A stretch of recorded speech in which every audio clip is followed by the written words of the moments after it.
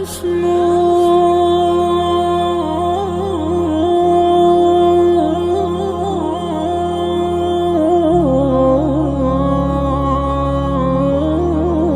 الله الرحمن الرحيم نحمده ونصلي ونسلم على رسوله الكريم أما بعد فأعوذ بالله من الشيطان الرجيم بسم الله الرحمن الرحيم إن الصلاة كانت على المؤمنين كتابا موقوتا أو كما قال عليه الصلاة والسلام صدق الله العظيم.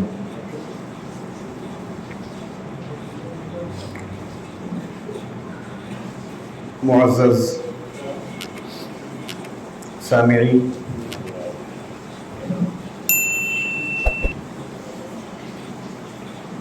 رمضان کا مہینہ گزر گیا، عید الفطر گزر گئی، اب عام دن شروع ہو چکے ہیں اور رمضان کے بعد مساجد کی جو حالت ہے وہ انتہائی افسوسناک ہے۔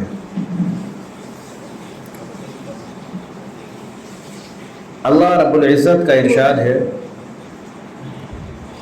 کہ نماز مسلمانوں پر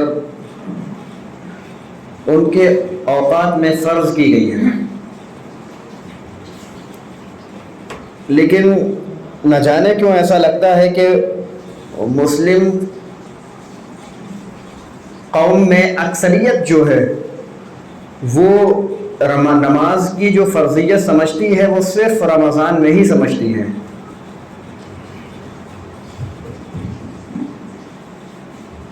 نماز کی تعلق سے نماز کی جو فضائل ہیں وہ احادیث میں کثرت سے وارد ہوئے ہیں، اور یہ کیا کم فضیلت ہے کہ نماز کا جو تحفہ مسلمانوں کو ملا ہے وہ نبی کریم صلی اللہ علیہ وسلم کے واسطے سے ملا اور معراج میں ملا۔ معراج میں اللہ تعالیٰ نے نبی کریم صلی اللہ علیہ وسلم کو اپنے پاس بلا کر نماز کا تحفہ دیا۔ یہ فضیلت کچھ کم نہیں ہے، سمجھنے کے لیے اس دل کی ضرورت ہے جو اہل اللہ کے پاس ہوتا ہے کہ نماز کی فضیلت کتنی زیادہ ہے، اور ایک نماز اگر بالقصد قضا کی گئی تو بعض فقہا کا مسلک ہے کہ اگر ایک نماز کسی نے ساری زندگی نماز نہ پڑھے یا ایک نماز اس نے نہیں قصداً چھوڑ دی تو بعض فقہا کا مسلک ہے کہ اس نے کفر کا کام کیا، اور بعض فقہا کے یہاں جس نے نمازیں ہی نہیں پڑھی ان کا کہنا ہے کہ یہ شخص کافر ہے۔ نماز کا چھوڑنا اتنا بڑا جرم ہے، چنانچہ امام احمد بن حنبل رحمۃ اللہ علیہ کا مسلک ہے کہ کسی شخص نے اگر ساری زندگی نماز نہ پڑھی اور اسی حالت میں اس کی موت آ گئی تو وہ کافر مرا، اگرچہ وہ کلمہ پڑھتا رہے۔ من ترک صلاۃ متعمدا فقد کفر۔ امام ابو حنیفہ رحمۃ اللہ علیہ کے یہاں پر اگرچہ کافر نہیں ہوا لیکن عمل کفر کیا، کفری حرکت کی، کفری عمل کیا، چونکہ نماز ایک مسلمان میں اور ایک کافر میں امتیاز کا عمل ہے کہ ہاں یہ شخص مسلمان ہے، ایک نماز ایسا عمل ہے۔ اور امام ابو حنیفہ رحمۃ اللہ علیہ کے نزدیک اگر کوئی شخص نماز نہیں پڑھتا ہے اس کو قید خانے میں قید کر دیا جائے حتیٰ کہ وہ نماز کے لیے اپنے آپ کو تیار کر لے، جب تک وہ توبہ نہ کرے ترک صلاۃ سے، نماز کے چھوڑ دینے سے، تب تک اس کو قید خانے میں بند کر دیا جائے۔ یہ ان سے معلوم ہوتا ہے کہ نماز کی کتنی اہمیت ہے فقہا کے نزدیک۔ حدیث میں تو بہرحال ہے ہی اور قرآن مجید میں بھی ہے، لیکن فقہا کے نزدیک بھی کتنی اہمیت ہے نماز کی۔ لیکن آج مسلمان سب سے زیادہ کوئی چیز اگر چھوڑتا ہے تو نماز،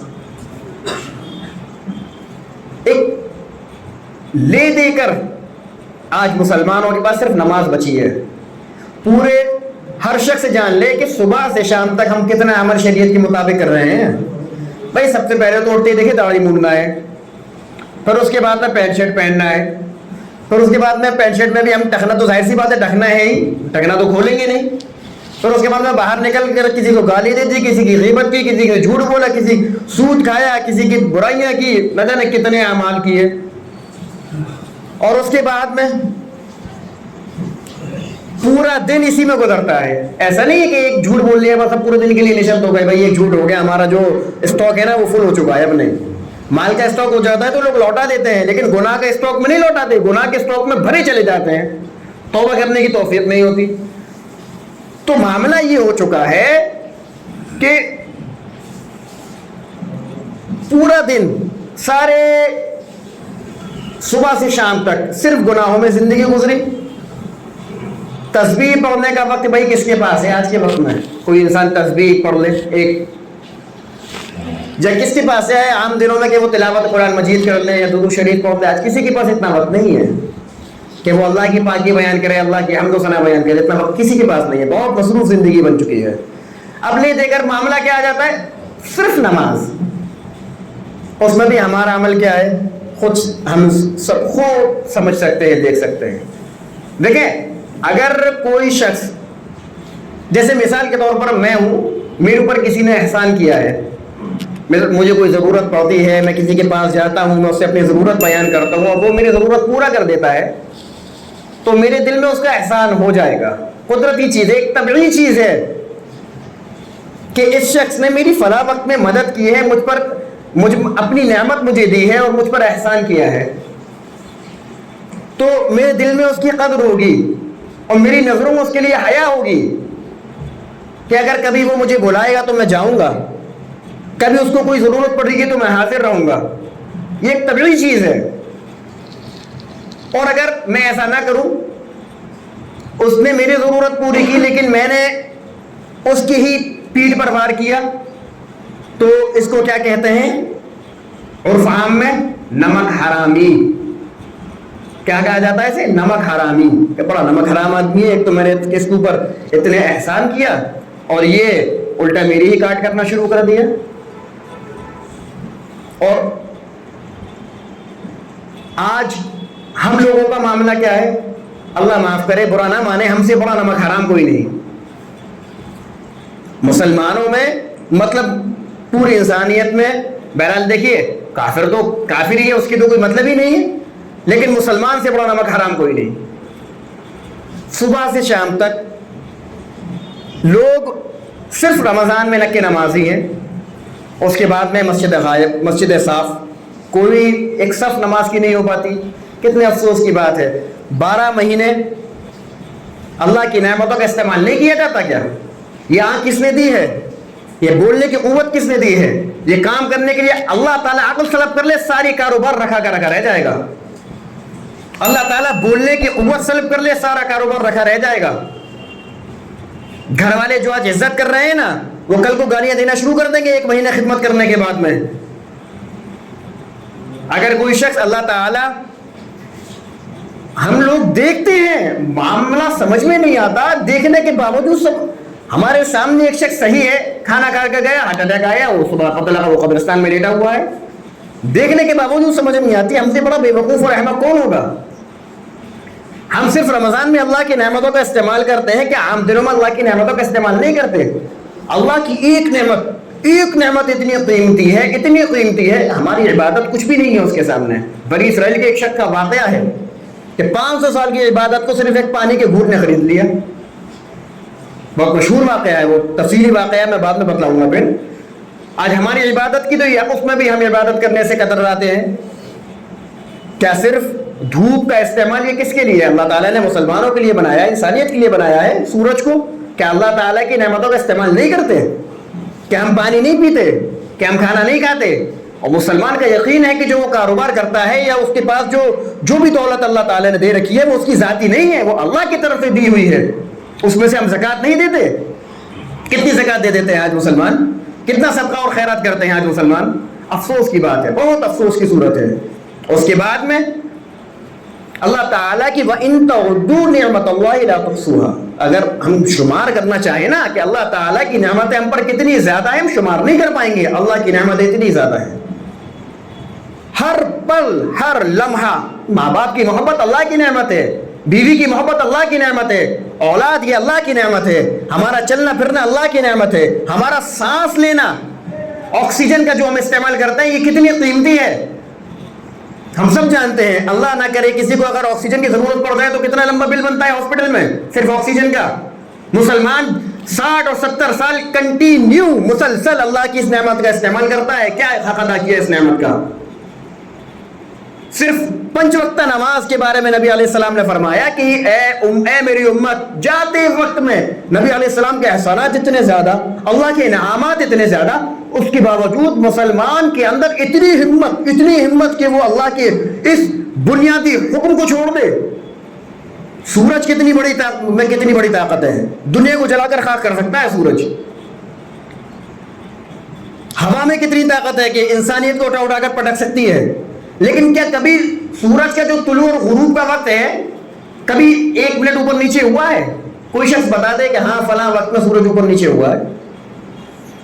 یعنی اتنی بڑی طاقت والی مخلوق جس کو اللہ نے بنایا, اس کے اندر ہمت نہیں ہے کہ اگر 41 پر غروب ہونا ہے تو وہ 43 پر غروب ہو جائے, چلو میں تھوڑا سا 2 منٹ لیٹ ہو جاتا ہوں, یا 39 پر غروب ہو جائے, چلو میں 2 منٹ جلدی ہو جاتا ہوں. اس مخلوق میں ہمت نہیں, طاقت نہیں کہ اللہ کے اتنے سے حکم, مطلب حکم تو خیر بہت بڑا ہوتا ہے, مالک جو حکم دے دے وہ بڑا ہے, اگرچہ ہمارے نزدیک وہ چھوٹا ہو جاتا ہے, لیکن مالک نے جو کہہ دیا وہ زیادہ قیمتی ہے. سورج کے اندر طاقت اور ہمت نہیں کہ اللہ کے حکم کی خلاف ورزی کر دے. آج مسلمان جس کی کوئی حیثیت نہیں, جو مٹی کا بنا ہوا ہے, اس کے اندر اتنی طاقت ہے کہ اللہ کے اتنے بڑے حکم کو ٹھکرا دیتا ہے فوراً, اور نماز میں آنے کی اس کو توفیق نہیں ہوتی. صرف 5 وقت نماز, باقی ایک دسترخوان لگا دیا جائے اور مسلمانوں کو جہاں جو حلیہ ہے ان کو بٹھایا جائے اور غیر مسلموں کو بٹھایا جائے اور اذان دے دی جائے, تو میں سمجھتا ہوں آپ امتیاز نہیں کر سکتے, سمجھ نہیں سکتے ان میں کون مسلمان ہے اور کون کافر ہے.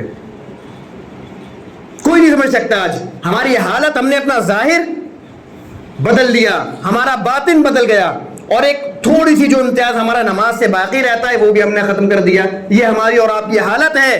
رمضان میں توفیق ہوتی ہے, اور رمضان کے بعد میں سب سے بڑی نمک حرام قوم ہم بن جاتے ہیں کہ کھاتے اس کا ہے, پیتے اس کا ہے.